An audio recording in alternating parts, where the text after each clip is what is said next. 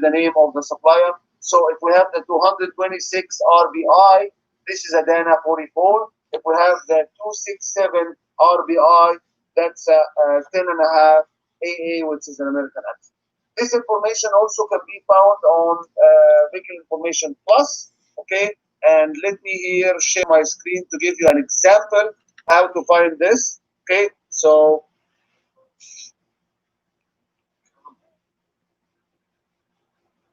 you should be able to. Can you see my screen now, guys? You can see my screen with the Dealer Connect.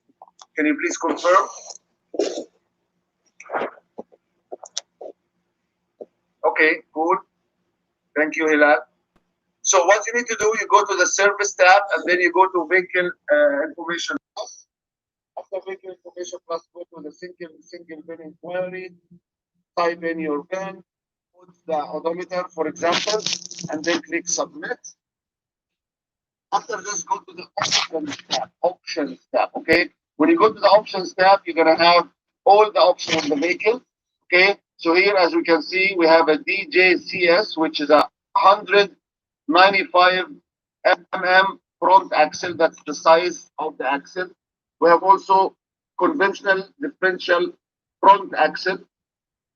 If you go down, scroll down, you have a 3.09 rear axle ratio. That's the ratio of the rear axle.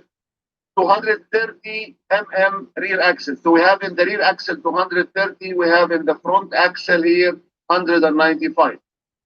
Okay, and it's an electronic limited slip differential rear axle. Okay, so you'll find all the information you need about the axle are listed here. Going back to my presentation one more time. So here's some examples of axles. I'm going to use my pen once again. So the axle that we see in front of us is 195 FIA. Okay, 195, as we said, is the ring diameter.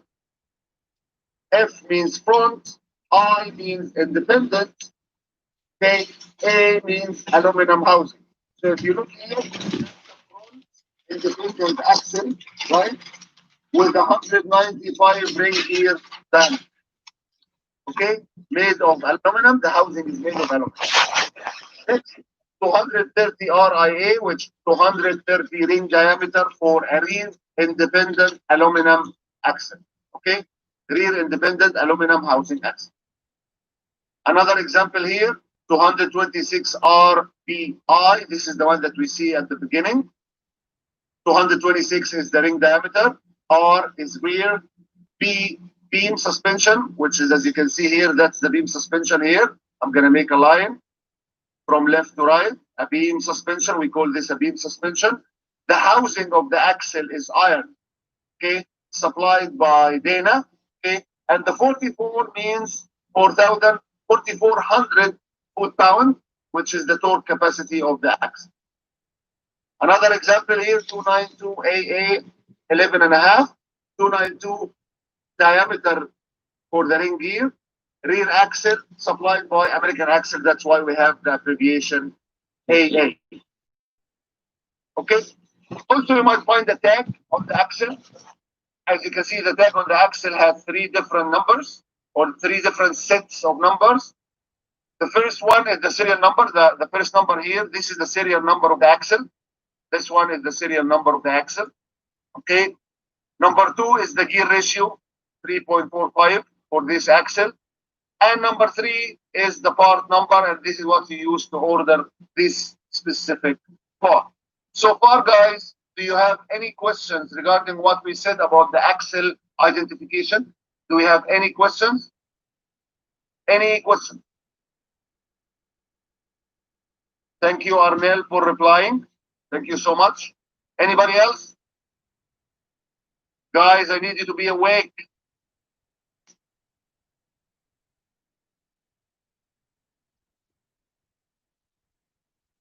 Okay, cool.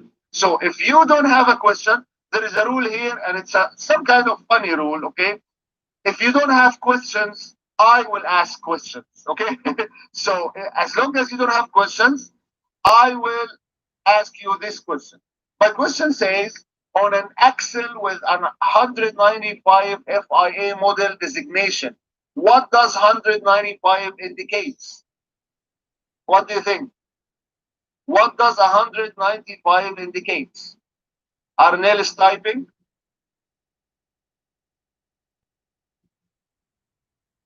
Arnel says number D. Zaldi also says number D. Sheridan says number D. Hilal says number D. Alien says number D. Ronaldo says number D. And the correct answer here, my friend, is exactly number D. Okay, let me take it further here. Can you describe this axle for me? We know it's a 195 ring gear diameter, right? What's FIA? FIA. Rizvel is typing. And Hilal also. Zaldi is typing.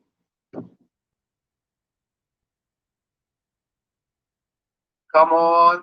FIA stands for what? Rizvel says F is front axle. Thank you so much. That's F. Front independent axle. Okay. Front iron axle. Front axle. Front. And oh, Arnel, the only one who got it right. And also Hilal. Arnel and Hilal. Arnel and Hilal. Thank you so much, guys. Okay. Rizvel, Ronaldo, and Zaldi, and Alien. You got it half right. Okay. F is front axle. Thank you so much. I is independent. Thank you, Ronaldo. And that's Arnel and Hilal also. But A means aluminum casing or aluminum housing. So A is not axle. A is aluminum. Okay? A is aluminum. So again, front, F front, I independent, A is aluminum. Okay, guys? I hope this is clear. I hope you will never forget it again. A is not axle at the end. A means aluminum. Okay? Because sometimes you might find this A as I. So it might be FII or FBI.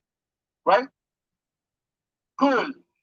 Now, let's move on and talk about the axle assembly components. We're going to talk about the components of the axle, which is you already know. I know that. So just let's refresh our memory. What are the components of the axle? As you can see, this is an overview of the axle components. We have the axle housing, the differential assembly, the axle shafts, the bearings. We have many things. So let's break it down. Let's talk step by step and see what are the components of the axle. So the first thing is the axle housing. Okay, it's we know already it's either aluminum or iron. Okay, if we're talking about iron, it's cast iron. Cast iron is very rigid and it can handle high loads. So that's why we do it from cast iron, not steel, because steel can bend. We can bend the steel, but we cannot bend the cast iron. That's why it's chosen to be cast iron. Okay. Second thing, we have the ring and pinion gears. Ring and pinion gears. The ring and pinion gears are responsible for changing the direction of rotation between the drive shaft and the axle shaft. We know that. So they receive the rotation from the propeller shaft, for example, okay, and they split it to the two wheels. The torque enters the axle through the pinion flange, which is bolted to the drive shaft and splined to the pinion gear. Then the torque is transferred to the ring gear through the spiral bevel teeth on both gears. Okay? Moving forward, we're going to talk about some terminology about the gear tooth. We have something called convex, we have something called concave, we have something called heel, toe, crown, and root. We're going to talk about each one specifically. So let's start with the convex. Okay, convex refers to the drive side of the tooth. The drive side of the tooth. Okay, that curves outward. So if the drive side of the tooth has a curve outward, we call this convex. Okay. Is it clear or should I repeat? You know that any tooth has drive side and driven side. Okay? The drive side usually is in the direction of rotation. The driven side is opposite to the direction of rotation. Okay? If the drive side is curved, this we call this convex. Okay? Concave refers to the coast side of the tooth or the driven side of the tooth because it will be opposite. So let me draw it for you here, guys. I hope if this is a tooth here,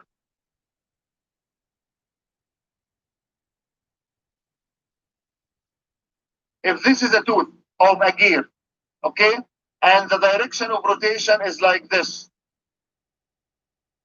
So which one will be the drive side? The drive side will be number 1 or the drive side will be number 2? Can someone answer me? That's a tooth. In the middle here, that's a tooth. Okay? And the direction of rotation is anti-clockwise. So what's the drive side? Muhammad Mumtaz says that the drive side is number 1, which is correct. This is the drive side because this is the side that the tooth will use to push another tooth. Okay? If I have another tooth here, let me do it like, wait a second. I'm trying to be, oh, it's only one color. I cannot change the color, unfortunately. I might have another tooth here, okay, like this. So the left tooth will push the right tooth. So this we call here, this side, we call it the drive side. And as you can see, the drive side looks like this, right? Like half a circle. That's why we call it convex. Convex. Okay. And the driven side looks like this. So we call this concave. So this is concave. Number 2 is concave here. And number 1 is convex. Is it clear, guys, or should I repeat it? Hello?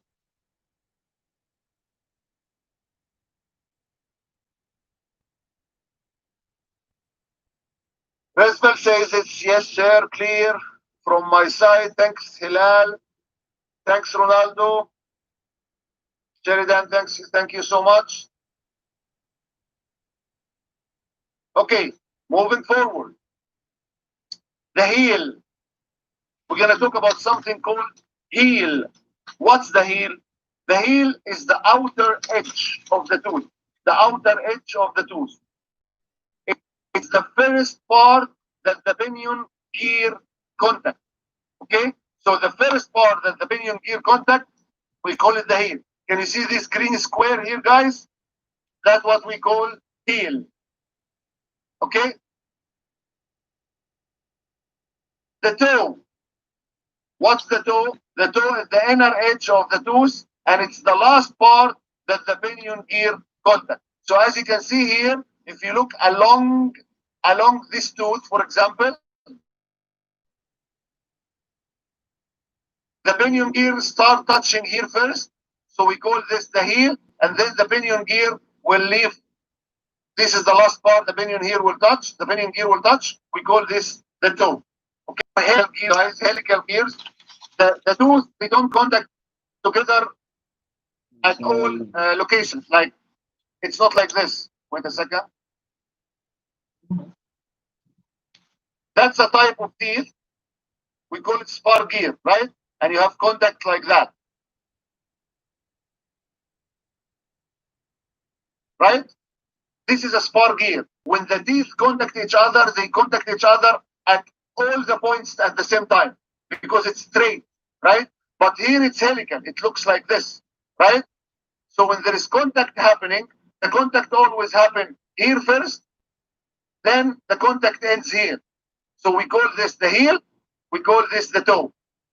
I hope it's clear. Crown. What's the crown? The crown is the highest part of the tooth. That's why we call it the crown.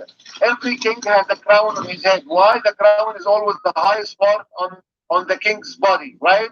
Same here. The crown is the highest part of the tooth. Okay? This is the highest part of the tooth. The root is the lowest part.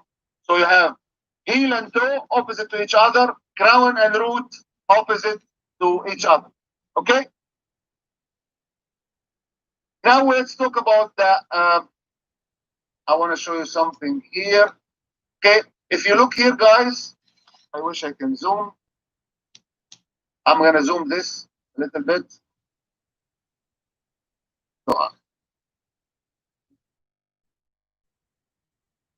Okay, if you look here, guys, you can see that's a helical gear contact, right? That's a helical gear contact. And that's a helical teeth, right? This is the same teeth like here. So when the gears touch each other, they always touch each other here, and then they last point of touch is here. So this is the heel, this is the toe. Okay? This is the heel, this is the toe. Highest point in the gear, we call it crown. Lowest point, we call it, what we call the lowest point? Somebody can tell me? I just said the previous slide. Highest part, we call it? No. Highest part, we call it crown. Root, exactly, Ronaldo. You're awake. Thank you so much.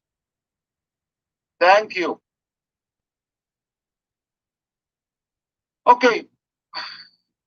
Also different types of pinion locations.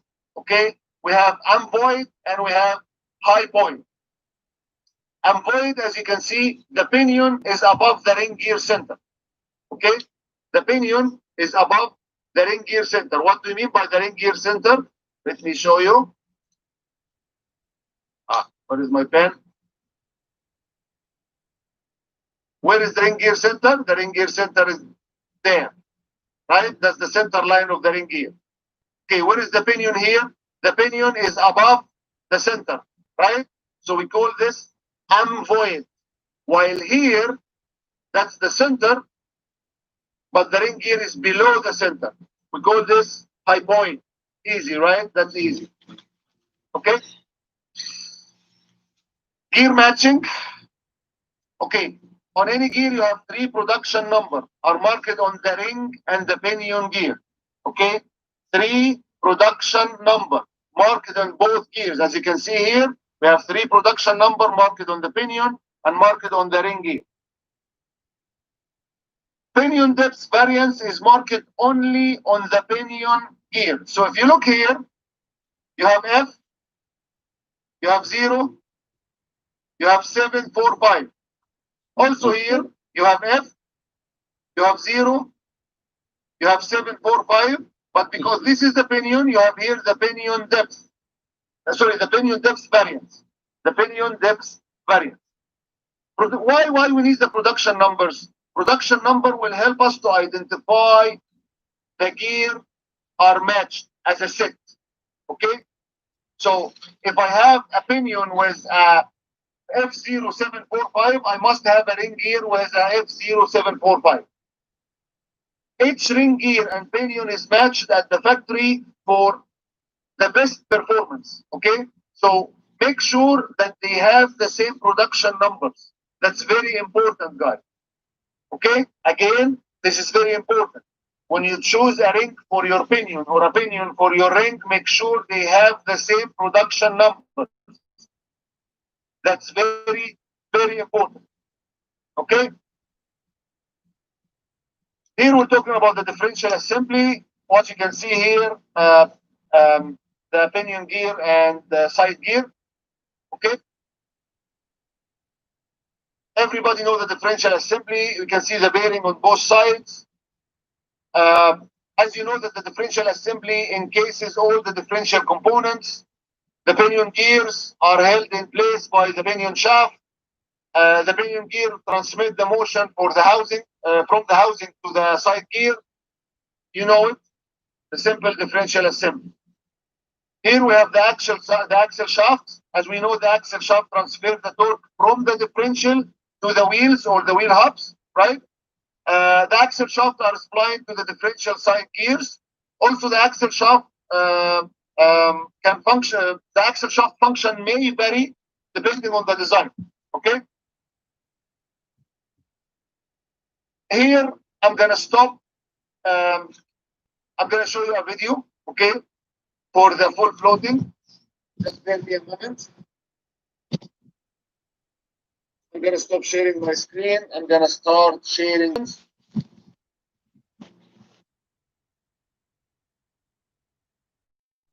me show you this.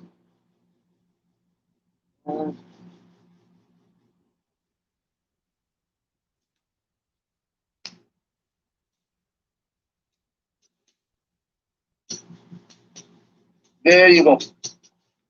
You should be. I'm gonna switch now to the video. Any questions? No questions. Nothing. Okay, cool. So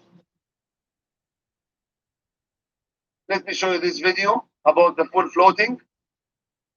A full floating axle places tapered roller bearings on the outside of the axle housing in a wheel hub. This places all of the vehicle weight on the axle housing and not on the axle shafts. Full floating axles are generally used on heavy-duty vehicles that have high payload capacities.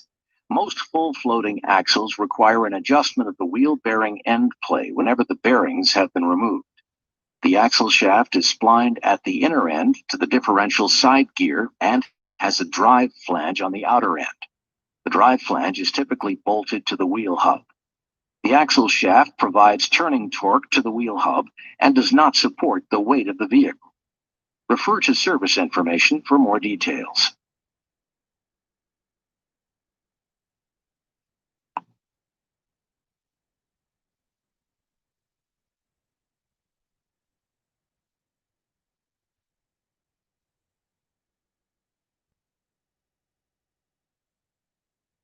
So as we saw here,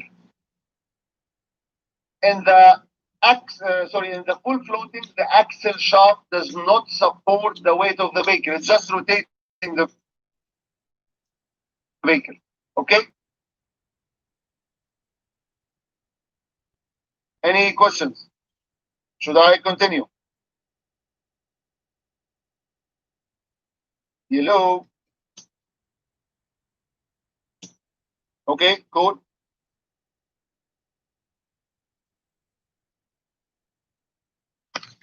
Cool. Okay. A semi-floating axle. Now we talk for heavy loads vehicle. Yes, it's only for heavy loads vehicle. Like you will find it in the 3500, the Ram 3500, for example. You'll find it in the big trucks, like the big trucks that move rocks and stuff, right? That's a full floating. Now we're going to talk about the semi-floating.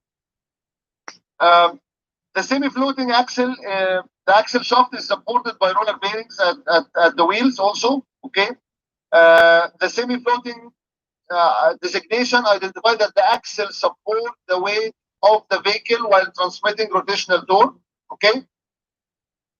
Rotating and side-to-side load pushes against the axle shaft and wheel bearings on semi-floating axle, okay? So basically in the semi-floating shaft, it's the same. The shaft does not carry the weight, okay, but does not carry all the weight.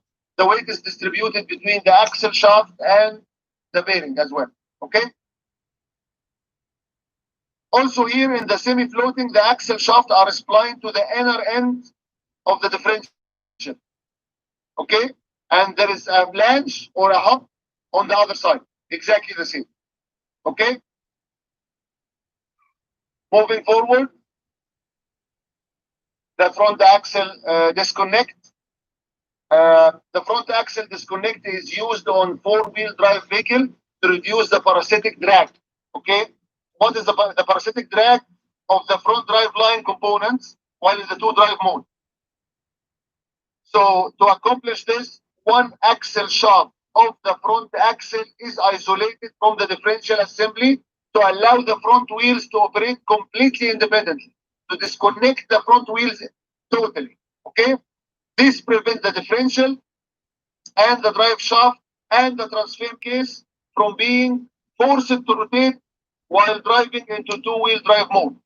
That's by logic. When I'm in a two-wheel drive mode, I don't need the front wheels to be driven, right? So I need to disconnect the front axle, right? Because there is no motion coming from the transfer case to the front axle. right? That's as simple as that. The main components of the front axle disconnect. You have the output shaft, the intermediate. Let me just minimize this so you can see. You have the output shaft, the intermediate shaft, the disconnect cooler, the disconnect actuator, and the transfer case. Okay? How it will operate, we'll see some videos regarding that.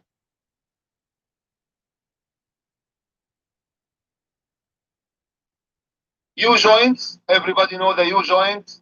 It's a connection between the propeller shaft and the flanges or the output of another propeller shaft. So the U-joint, we call it universal joint, okay? And it's used to connect two rotating axes together. The half shaft is a term that we usually give to an axle shaft used on an independent suspension system, okay? Like this one. Okay? Half shafts always, or half shaft actually perform the same task as an axle, okay? But they are generally compressed of three sections, the half shaft. They have three sections joined by a constant velocity joint, okay? Let me show you here the CV joints. So here we have the bearings. These are the bearings required to allow the shafts to rotate. So you have one bearing here, that's the pinion bearing, and the pinion tail and the pinion head. We call this the pinion bearings together. You have the tail and the head. Here you have wheel bearing left and right.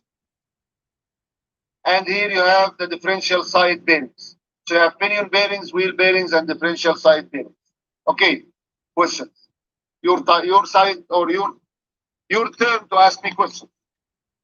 Yalla, come on. Hilal, Arnel, Sheridan, Ronaldo, Zaldi, Welford, Resvel, do you have questions? Hello?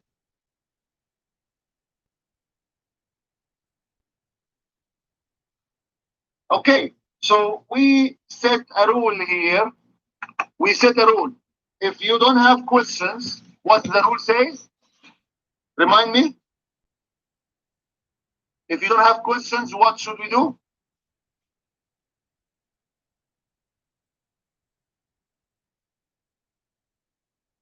Exactly. Hilal is awake. Thank you, Hilal. No, I don't proceed, Ronaldo. I ask question. And since Ronaldo, you answer this question not correctly, so Ronaldo, you will be the next one to answer this question. And it's a simple one, so don't be afraid. The question says, a match, I need Ronaldo to answer first, okay? Ronaldo, the question says, a matched ring and pinion gear set will always be identified by what distinguishable marking? What are the markings that identify the match between the ring and the pinion gear? I said it. I need Ronaldo to answer, please. Ronaldo, don't run away. Okay, I'm waiting. Don't shout. I'm waiting. Okay, let me make it easier for you. A matching ring and pinion. A matching ring and pinion. When you need to match a ring and a pinion, Ronaldo, what you need to look for?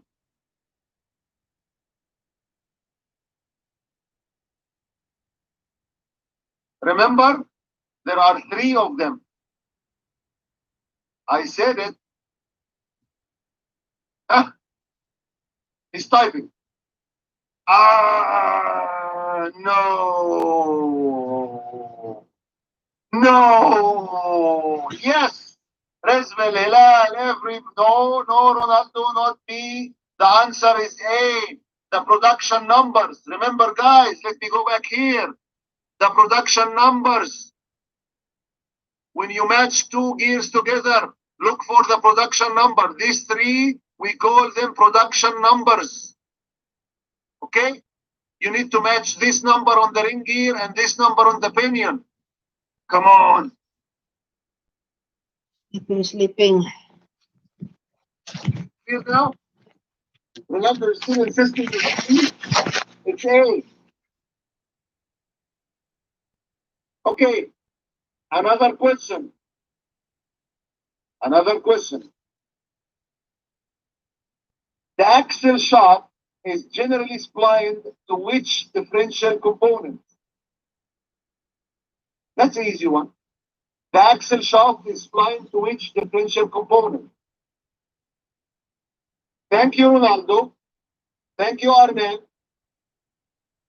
Thank you, Alien. Wilford, Daldi, Sheridan, Hassan. Come on, Hassan. The axle shaft is always splined or usually splined to the side gear. Side gear. Exactly, Hassan. Thank you so much. Okay. So now we know the axle components. Let's talk about the axle operation. Dun, dun, dun, dun. That's the music in the background. What are the axle types we have? We have open differential, limited slip differential, electronic limited slip differential, and electronic lock differential. Okay? So, to make it easy for you guys, electronic lock differential, it's a locking differential, but it's working electronically. Electronic limited slip differential is a limited slip differential, but it works electronically. Okay, then we have the open differential, the normal one, and we have the limited slip differential.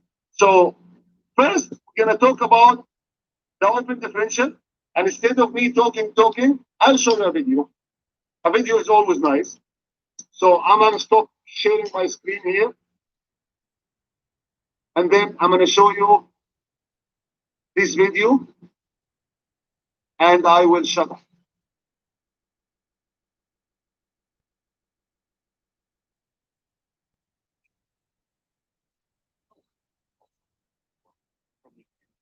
The voice of this video is a little bit low.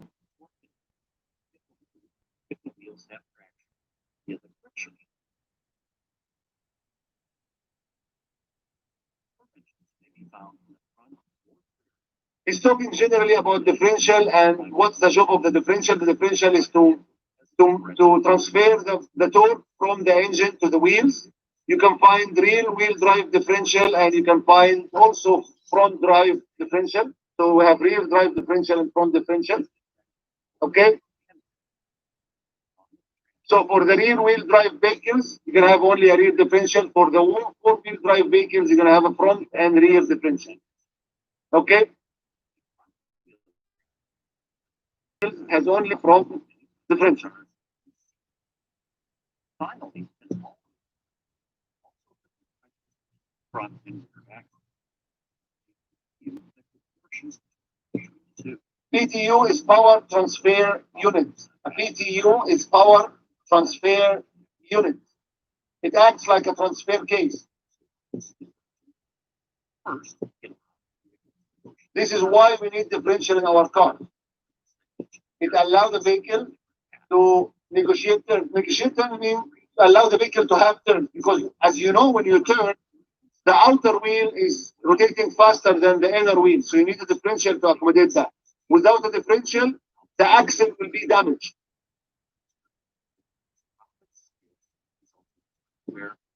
That's easy.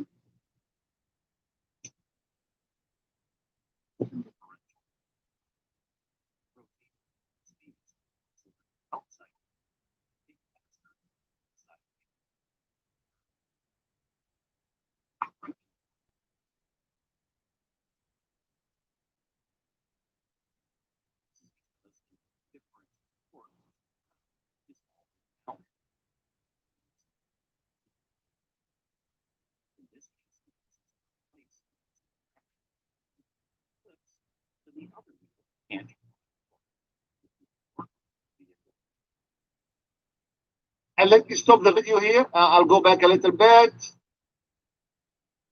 If you look at this photo, we're talking about an open differential. And in this case, we have the left tire on ice, which means that the right tire on ice, which means the right tire is slipping, right? In the open differential, if the right tire is slipping, the left tire will slip as well. It will not rotate. Actually, it will not slip. It will not rotate. So basically, imagine with me, if the I need the green arrow here. Yeah, here you go. You can see a green arrow on the screen now. The motion is coming, or the torque is coming from the propeller shaft, from the engine to the differential. And now you have the right wheel is slipping and the left wheel is on the ground. The torque will find it easier to go to the right wheel because there is no resistance here. So all the torque will go to the right wheel, and the right wheel will be rotating and slipping, while the left wheel will not move at all.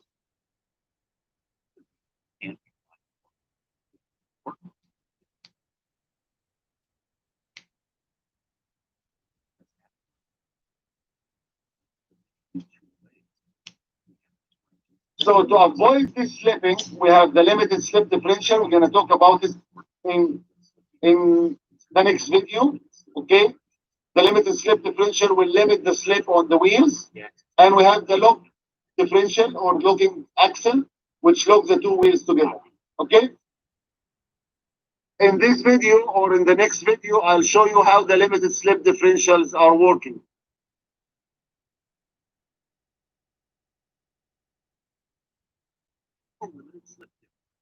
Shifts and limits the slip on the other vehicle, which is the field with the least traction. So what will happen here, my friends? What will happen is when the torque coming from the engine go to the differential, we have a slipping on the right wheel. The limited slip differential will limit the amount of torque going to this wheel.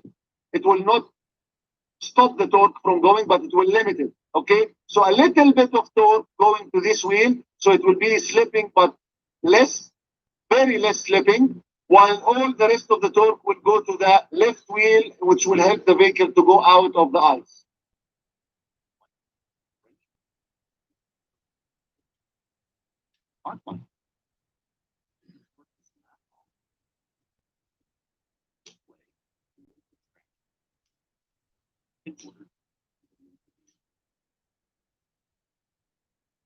And this is the limited slip differential. Okay.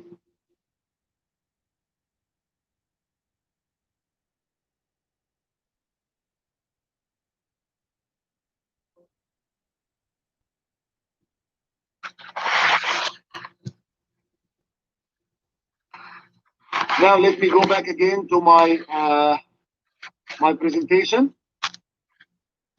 Okay, I'll show my screen one more time. Dun, dun, dun, dun. So we talk about the open differential. The open differential allow both wheels to spin freely, right? The torque is divided equally between two wheels, but when it's not good if you have a slipping surface. If you have a slipping surface, the open differential will not be your friend. This is where the limited slip differential comes.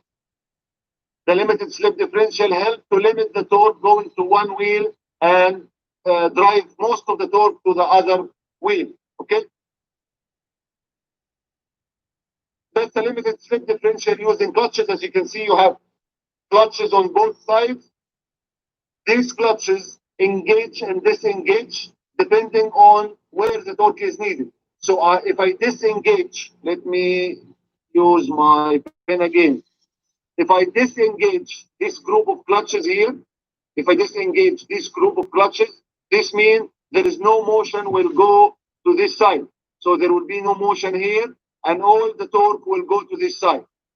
And the opposite, if I disengage the other side of the clutches, right, the motion will not go here, but the motion will go to the left side.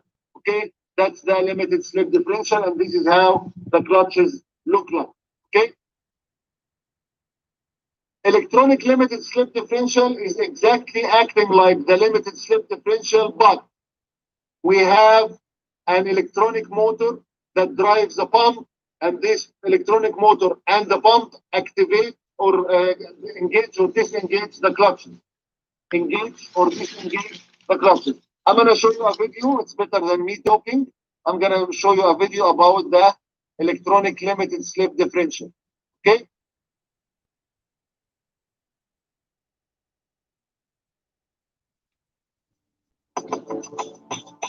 I'm gonna shut up now.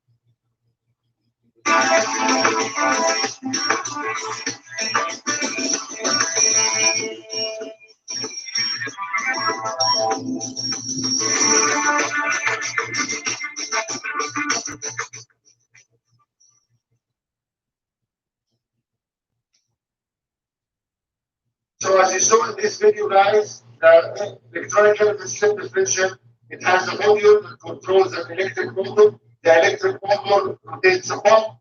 This pump will push the fluid to the clutches to engage it or disengage it. This fluid is controlled by a solenoid. Also, the solenoid is controlled by the module. So the module decides when to engage and disengage. Another type or the older type of the electronic limited slip differential is called the E0 disc. The E0 disc. Okay, this is how it works. That's an older version of the electronic limited slip differential.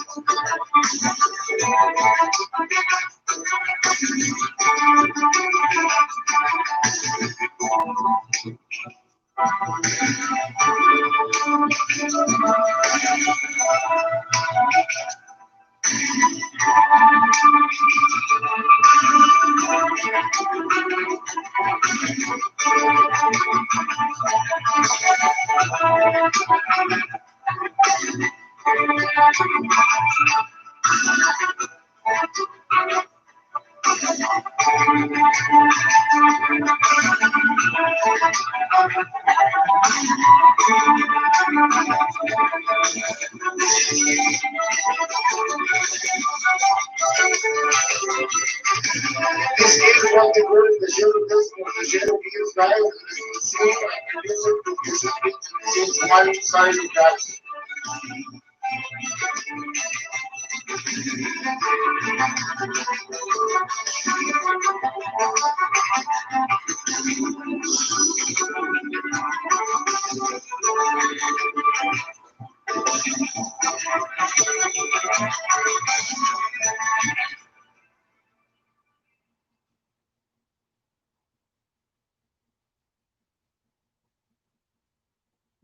Okay, now we're going to talk about the locking differential, and we're going to see how the locking differential is operating. Locking differential means I lock the two wheels together. Remember that. I lock the two wheels together.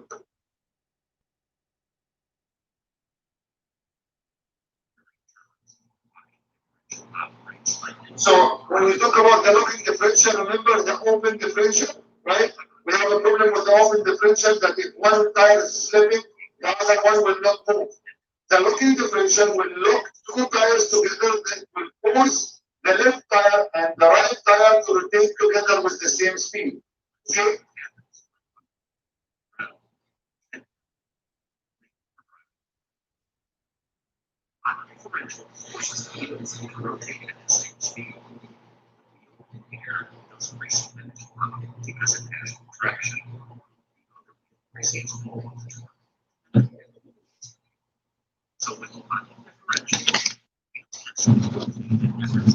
So if one wheel is not touching the ground or one wheel is slipping, the locking differential will make the other wheel rotating. Both wheels are rotating together, so it will force the vehicle to go out from the slippery area.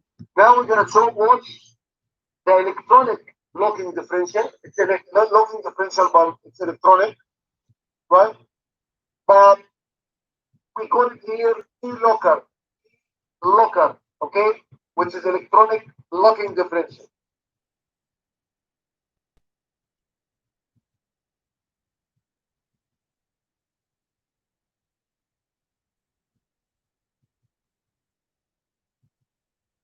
So now we started to talk about what's a differential and what will happen without the differential. Without the differential, the vehicle will drive straight all the time. The outside tires will not have the space to be faster than the inside tires.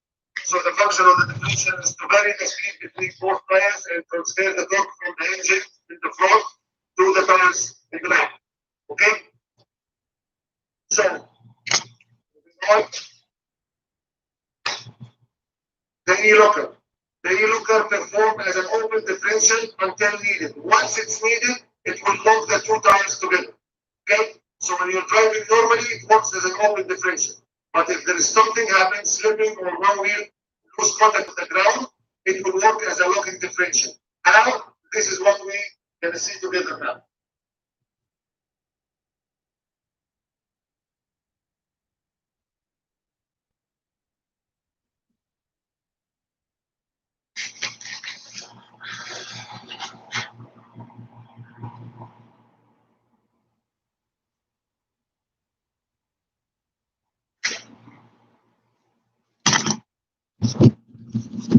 Remember, it performs as an open differential until it's needed or until you need it. Okay? The driver can activate it and deactivate it by a switch inside the vehicle.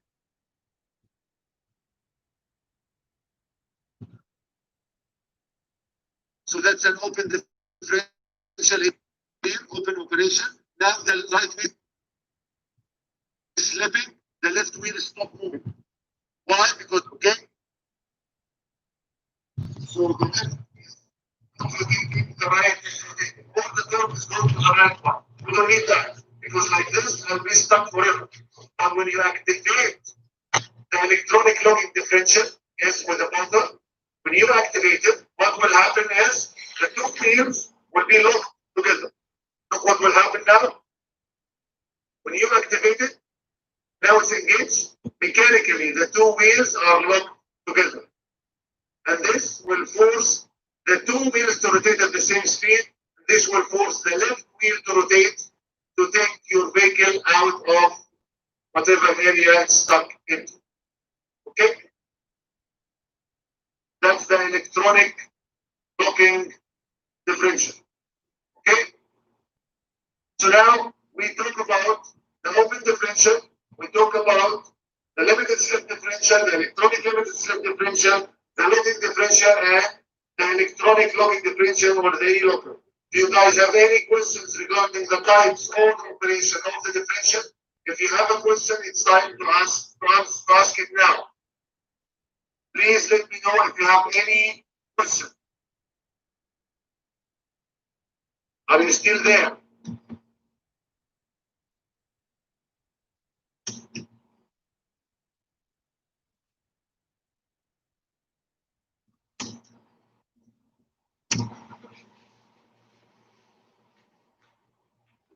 Okay, Ardell has nothing so far. Elizabeth, what do you think? You have any questions? Hassan, Hilal,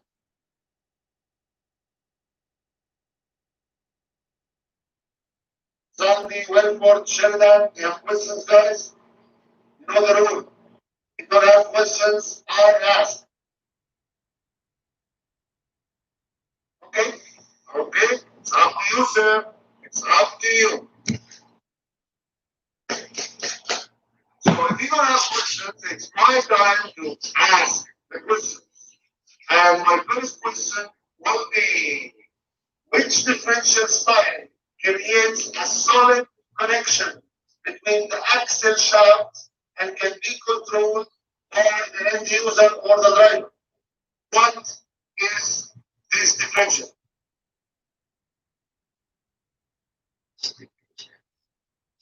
I'd like to ask a question saying, what are this? What? Okay, Hilal, can you repeat your question one more time?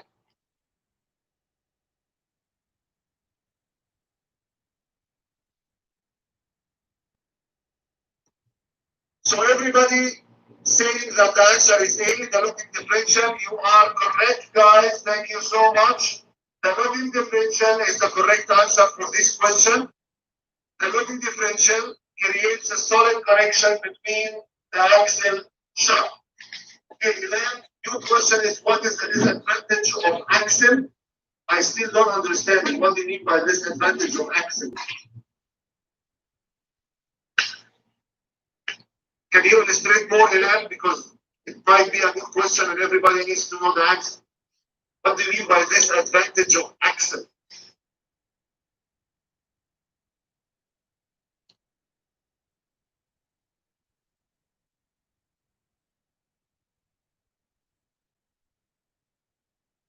Okay, I'm going to go to the next question, Hilal, until you reply back. Okay, the next question says, which system isolates one axle shaft of the front axle from the differential assembly to allow wheels to operate completely independent? Again, Arnel says A, John A, Ali A, Sheridan A. What about Hassan? Hilal Muhammad says A. Oh, Wilford A. Good answer, guys. We call it the front axle disconnect. That's the correct answer.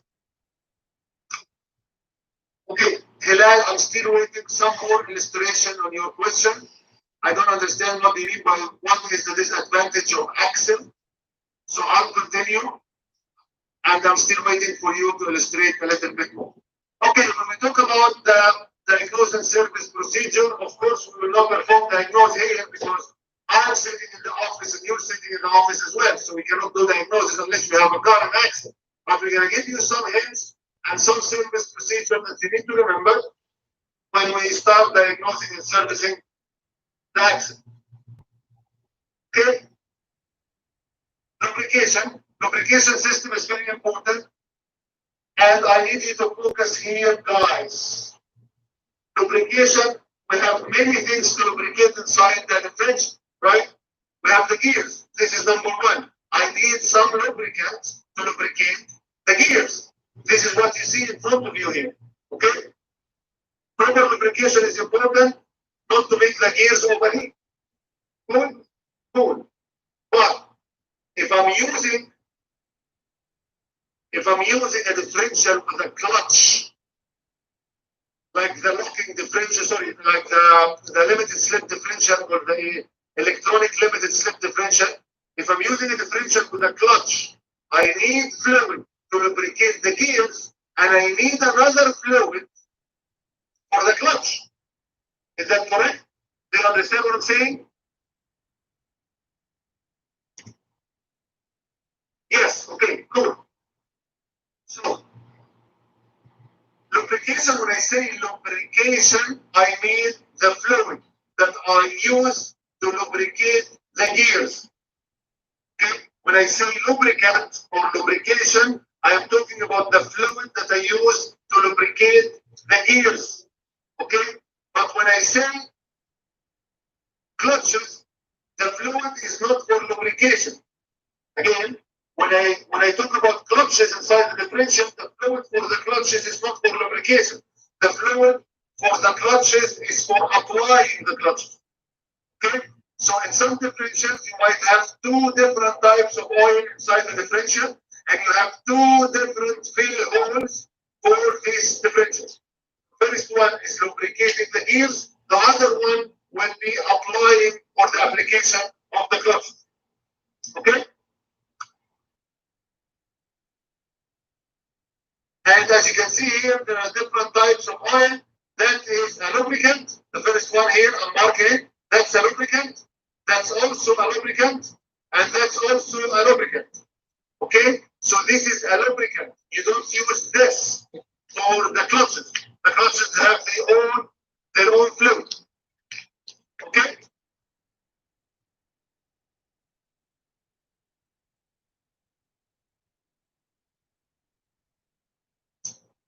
Okay, Hilal, you're asking again, what is the disadvantage of axle? I don't understand. What do you mean by disadvantage of axle? Well, I know I read it in Arabic and I understand, but what do you mean by disadvantage of axle? I don't understand the question, seriously. That doesn't make sense to me. Can anybody else? Okay, can anybody else try to, maybe I don't understand the question. Can anybody else answer this question? What is the disadvantage of axle? Maybe you understand it differently.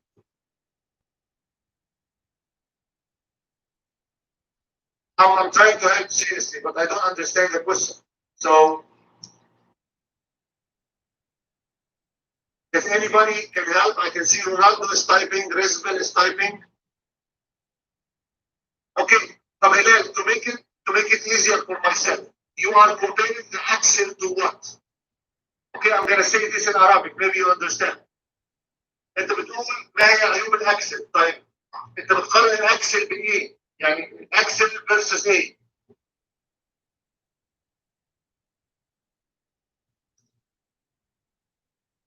English please.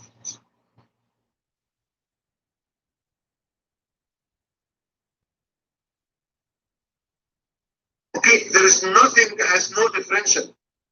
You will never find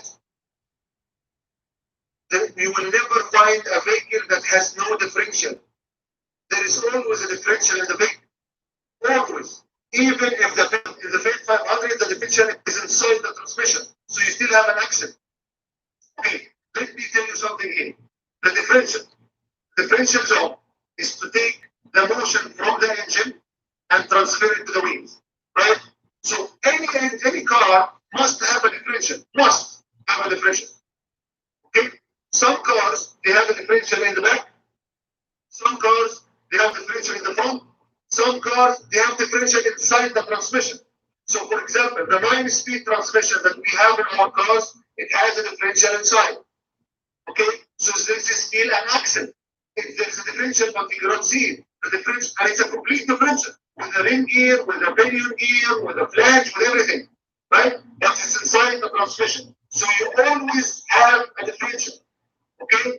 And it's an axle. Yes, it's called transaxle. Transaxle means transverse axle, which means axle transverse direction. You have perpendicular or longitudinal and transverse. Okay? Longitudinal means in the center of the car. From the center of the car, from the front to the end. This is longitudinal. Transverse means from side to side of the car. Okay? So you always have an axle. You cannot have no axle. There's nothing like that. Axle is, okay, let me clarify it a little bit more for you. Axle is the connection. Okay, let me say it like this. Axle is the connection between the left and right tires. Left and right, huh? Left and right. I don't care front or rear, but I'm talking about one side now. Axle is what connects the left tire and the right tire to the engine. Okay? The axle, inside the axle, you have the differential. Okay? So the axle is the connection between the left and right tire and the engine. Inside the axle, you have the differential. So the differential is part of the axle. So you cannot have a car with an axle or a car with a differential. It cannot be. Axle has differential inside it. Okay? I hope I made it clear now. So, guys, bear me a moment here. Okay? Let me see what can I do. That's a vehicle here. Okay? Sorry for my bad drawing, but I'm using my mouse. Okay? That's one tire here. That's another tire here. Okay? And you have the engine. That's the engine. Okay? You have engine with, let's say, 3 cylinders.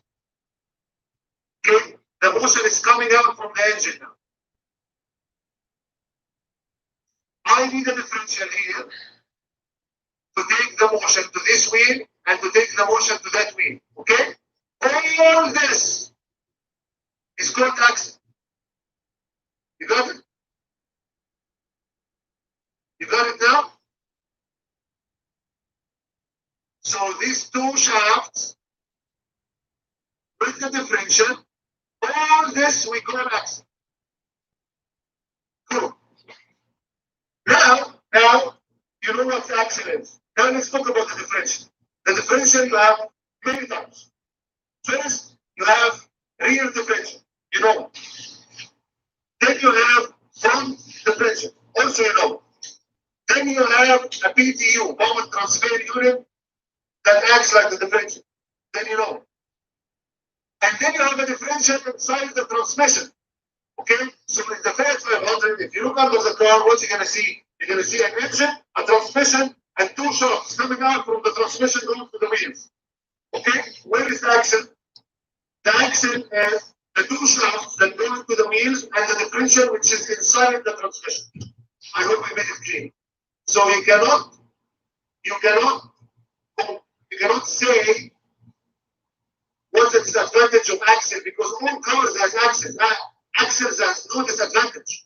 Axle is just transferring the motion to the wheels. I hope I made it clear. And yes, transaxle is an axle, but it's transverse. The word trans at the beginning is to show you the direction of the axle. It's not the name.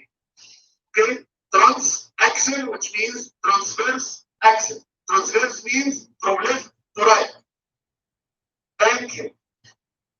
Cool. So now we know the lubricants.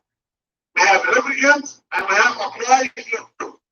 Lubricant and apply fluid. Lubricant is for the gears. Apply fluid is for the clutches. Moving forward, the adjustable components. We're talking here about the snap rings. And in the next class, Okay, we're going to show you how to use it, how to choose the spacer, how to choose the selectable shim.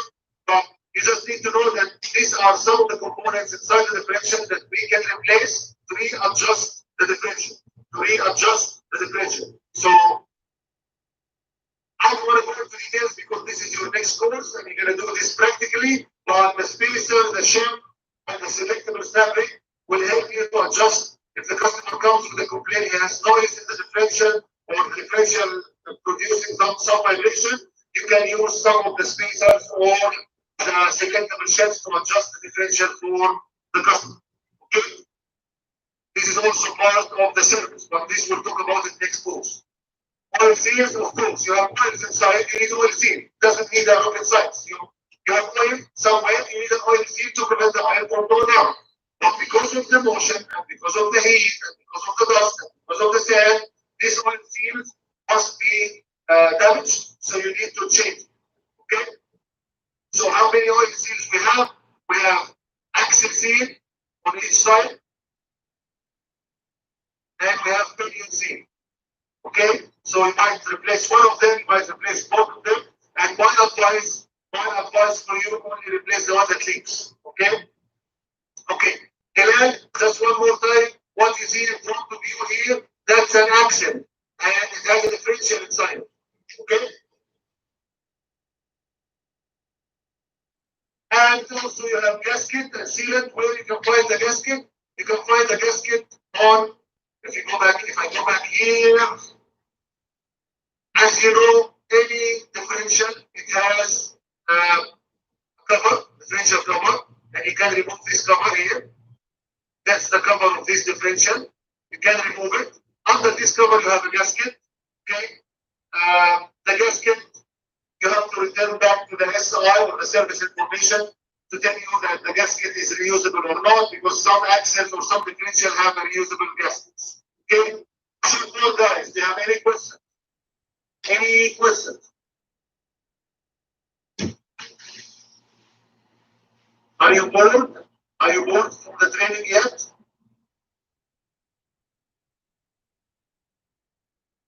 Okay, nice. So if you don't have a question, it's my time to ask questions. Muhammad Mumtaz is bored. Okay, what makes you feel bored, Ya Muhammad? I'm not, it's okay to feel bored, by the way, but what makes you feel bored so we can change it for you?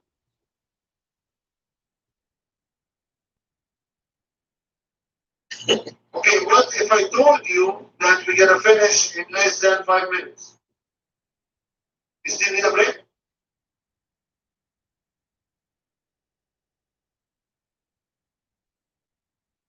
So you're going to take a 5 minutes break and then come back again? Or let's continue and finish after 5 minutes?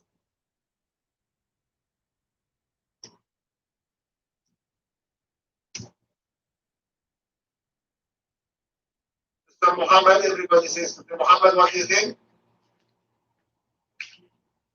Finish first and then take a break. Okay. Okay. Okay. Now, let's answer this one. What must be added to the axle lubricant in an axle containing clutches?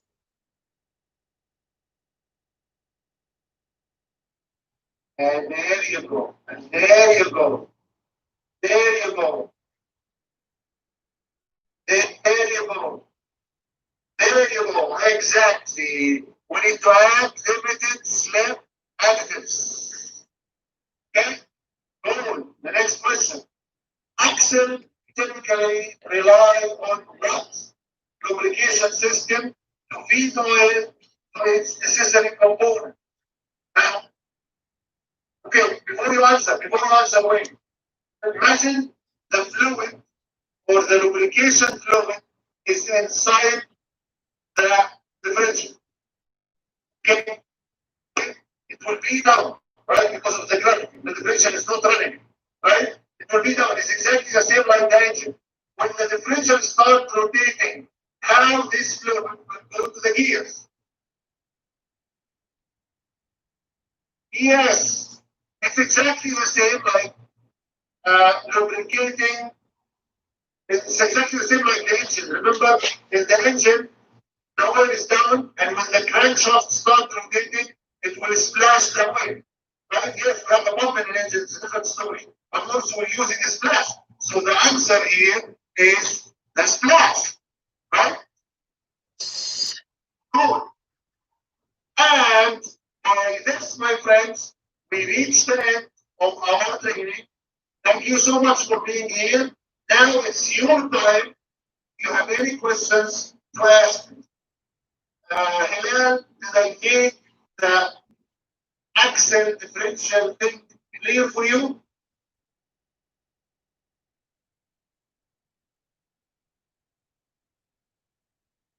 Afwan Arnel, thank you so much.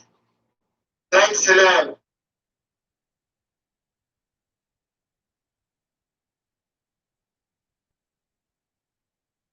All right.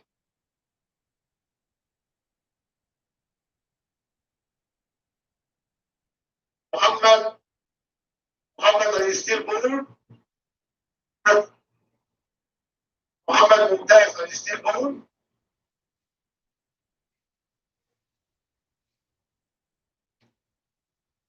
I'm sorry to make you feel bored, my friend.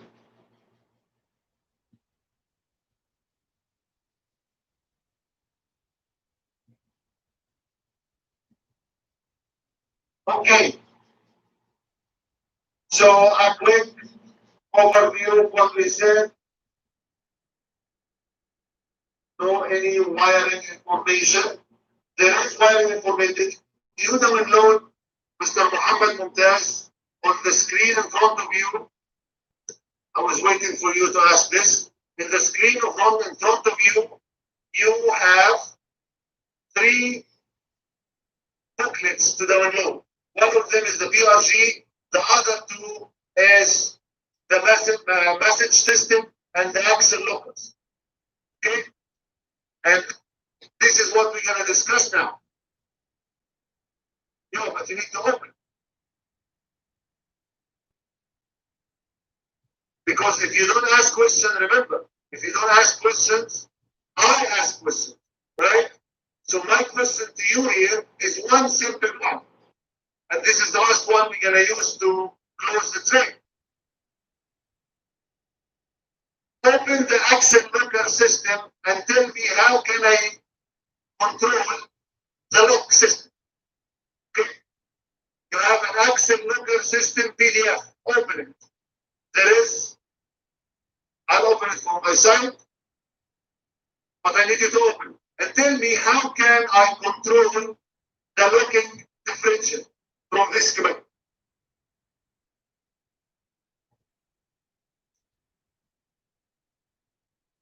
That's the last question of the day, by the way.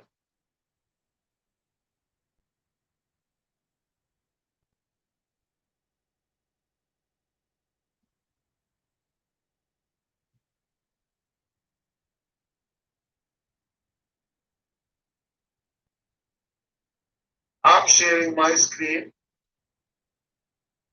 Here you go. This is the axle locker system. Okay. My question to you, my friends, how can I control the locking system? How can I activate it and deactivate it? No. No. Okay, from the drivetrain module. Okay. How can the driver control it? I told you that the driver control it. Is that correct? Remember the video, the red button? Okay. Where is the button on the schematic? Or where is the switch on the schematic? Can you see the schematic on my screen? Where is the switch? As you can see here, you have the module, right? That's the module. And this is the solenoid, the locker rear solenoid, and the locker front solenoid. Okay? And this is the module disconnect from. Where is the button? Where is the switch? That's my question to you. Muhammad Mumtaz, Where is the question? Sorry, where is the switch? Hilal, Hassan, where is the switch? How can I control it if I don't have a switch? I don't know. But this is a come close.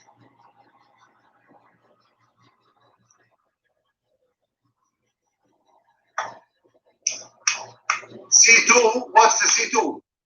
No, my friend. Again, no. C2 is not. C2 is a connector, guys. C2 is a connector. Okay.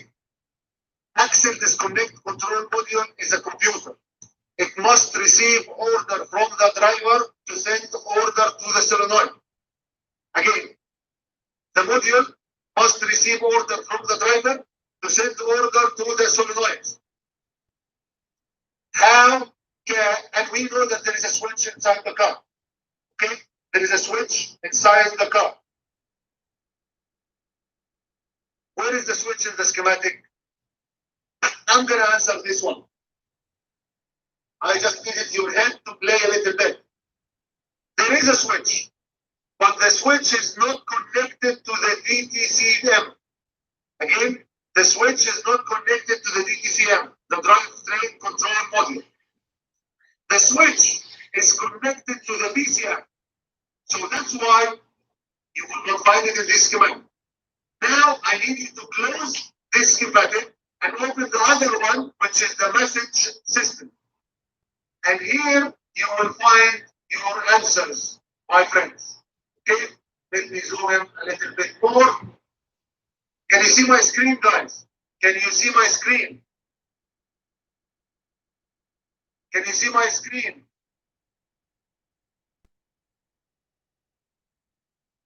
Yes. Look here, my friends. I'm going to zoom in a little bit more. Notice this. Wait. Yeah. What is this? Can you see this switch?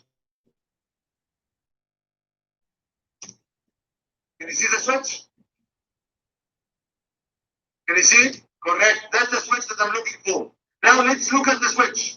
Muhammad, look at the switch. That's an LIN bus. A LIN bus. The orange wire is a LIN bus. Okay? Connected to where? Let's follow it.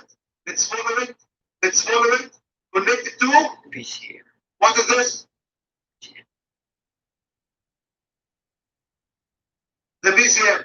Then the BCM on a high-speed bus, it will transfer the message to the DTCM. It will transfer the message to the DTCM. Okay? So how the switch is, that's why you cannot find the switch in the previous schematic of the differential schematic, because it's not connected to the DTCM, the drivetrain control module.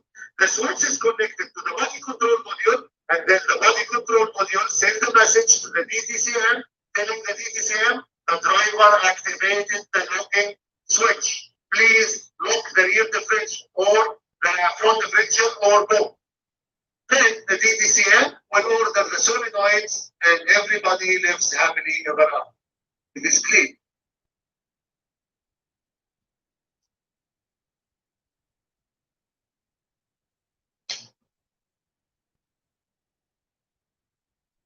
Here.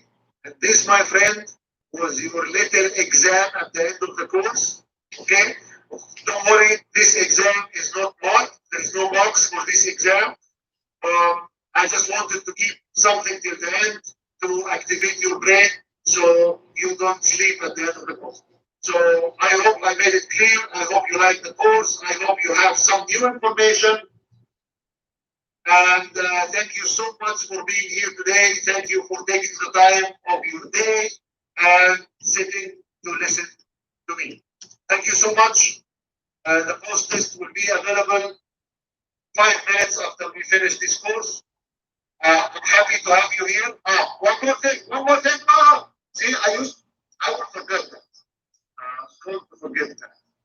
Can you please, my friends, type your SID?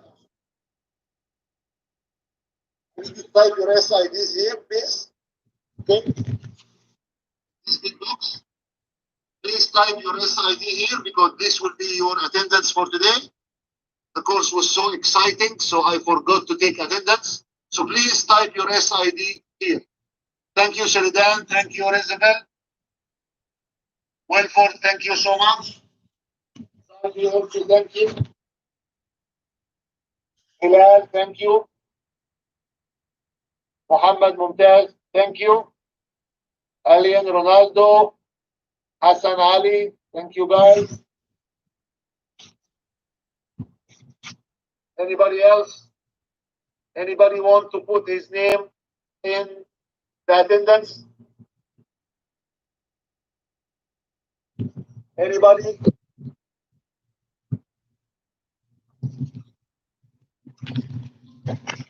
Ahmed Farouk, please type your SID in the attendance. Ahmed Farouk.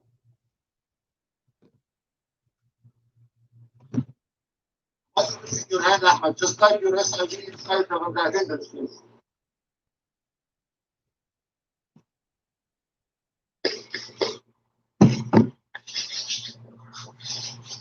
Okay, Ahmed, I'll take care of that. Don't worry. I know that you are here. Seems that you have problems. Okay, thank you guys. That's it for today. Go enjoy the rest of your day. Thank you so much. See you in next trainings. And have a wonderful, wonderful day. Thank you and goodbye.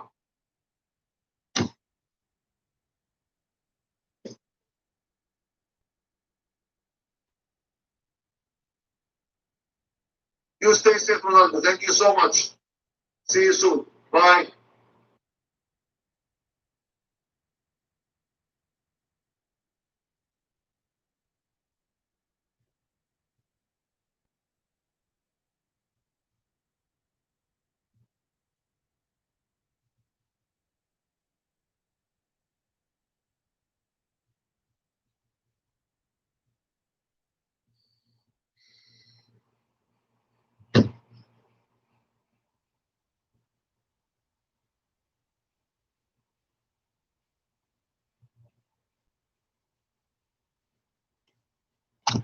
Halo, shout sa inyo dyan.